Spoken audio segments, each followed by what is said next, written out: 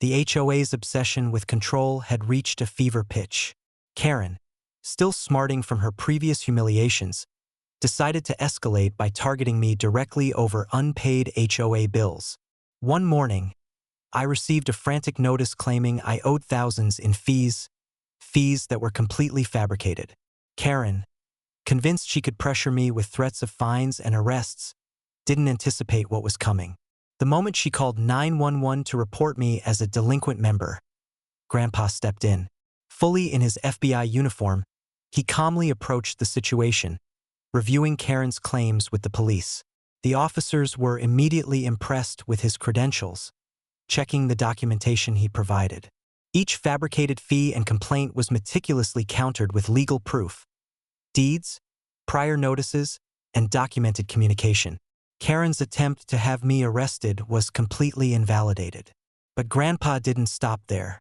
He systematically outlined the HOA's repeated pattern of harassment, false reporting, and interference with private property.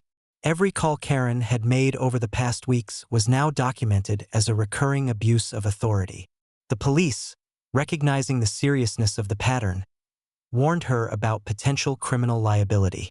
For the first time, Karen realized that her attempts to intimidate me had turned against her. Meanwhile, I decided to escalate the psychological aspect. The fines and fabricated bills she had attempted to use as leverage were now formalized as countersuits. Each HOA member involved was officially notified that any attempt to harass or interfere with my property could result in severe financial and legal consequences. Karen's calls to the HOA president went unanswered. The board, exhausted and humiliated, began questioning her judgment and authority. The community, of course, was watching. Neighbors who had been quietly observing the saga were now fully aware that Karen's claims were fraudulent and that my family had both legal and practical power to protect the ranch. Social media exploded with commentary. HOA Karen versus FBI Grandpa became the trending topic of the week.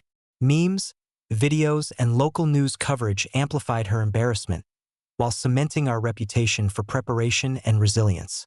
To further reinforce the lesson, I ensured that my property remained entirely secure. Gates were locked, paths were monitored, and my bulls, calm but imposing, were positioned near key access points. Any further attempt at harassment or intimidation would meet immediate consequences. Karen, who had previously believed she could dictate terms, was now forced to acknowledge that every action she took had the potential to backfire dramatically.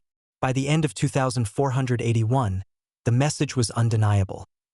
The HOA could try to leverage false claims and fabricated bills, but against someone with legal authority, property rights, and law enforcement experience on their side, those tactics would always fail.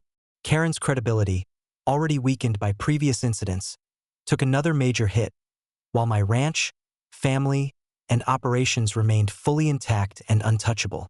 The saga continued, each incident building on the last, proving that arrogance and ignorance were no match for preparation, authority, and strategic planning. Karen had learned, once again, that every attempt to challenge me had consequences far greater than she could imagine.